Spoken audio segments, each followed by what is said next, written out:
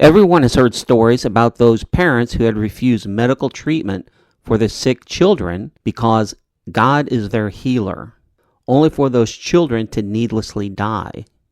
Why do those children always seem to needlessly die? Why don't we ever hear about some miraculous faith healing?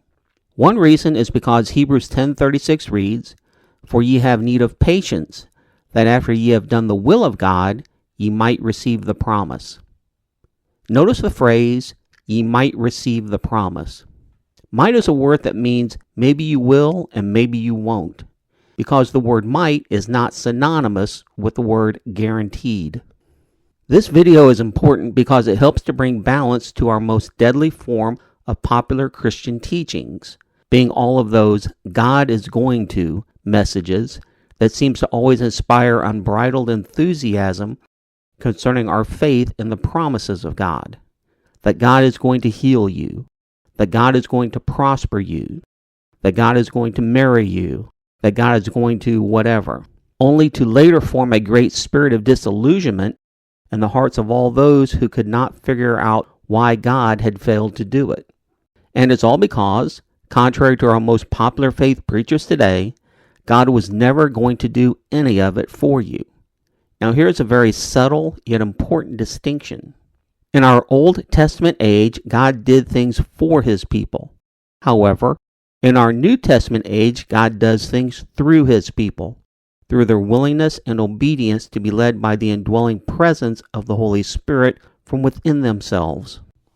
That is one reason why Romans 8:14 reads, "For as many as are led by the Spirit of God, they are the sons of God." Notice that this verse does not read, "For as many who pray and believe are the sons of God." Nor does it read, "For as many who are strong enough in faith to believe and confess the word are the sons of God." But rather it reads, "For as many as are led by the Spirit of God, they are the sons of God." Why?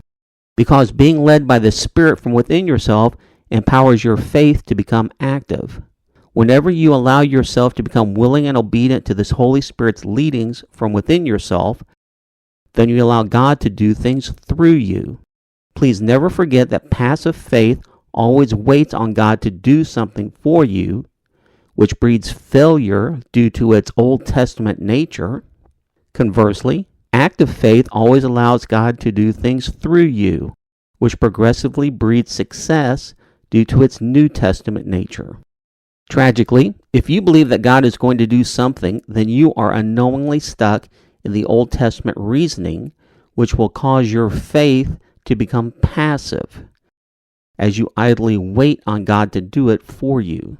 Or in other words, you will find yourself living in James chapter 2, where your faith without works will be dead and cause you to swim in your bitter waters of failure.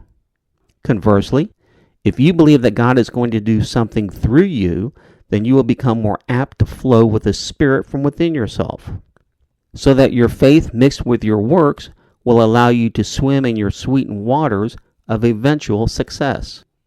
Meaning, those parents should have allowed the Holy Spirit from within them to lead them through our modern-day medical community, in which healings have become commonplace. In all honesty, it does not matter what promise you stand in faith to receive from the Lord, because they all follow the very same pattern of God doing it through you and never for you.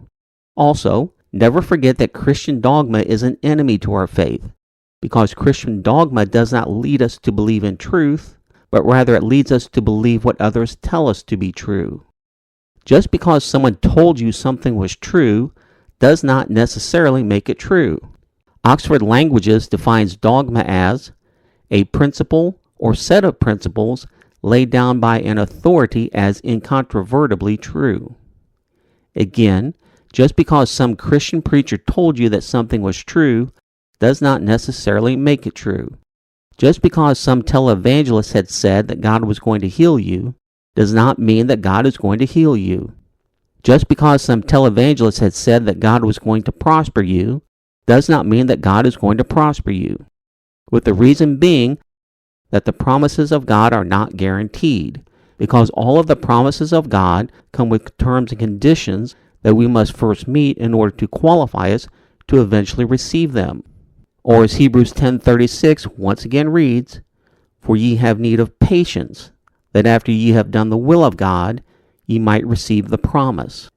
Notice, you do not need to have patience to do the will of God, but rather you need patience after having done the will of God before you can receive your promise. David did the will of God with Goliath, after which David needed some 15 years of patience before he could finally receive his promised throne over Israel. Jesus did the will of God at Calvary, after which Jesus needed better than 2,000 years of patience before he could finally receive his promised wedding of the Lamb. Finally, another reason why those children needlessly died is because all faith healings are derived from the gifts of the Spirit. And one reason why we have so few faith healings today is because so few, if any, have ever discovered how to grow in the necessary aspects of grace by which to allow the gifts of the Spirit to flow through them.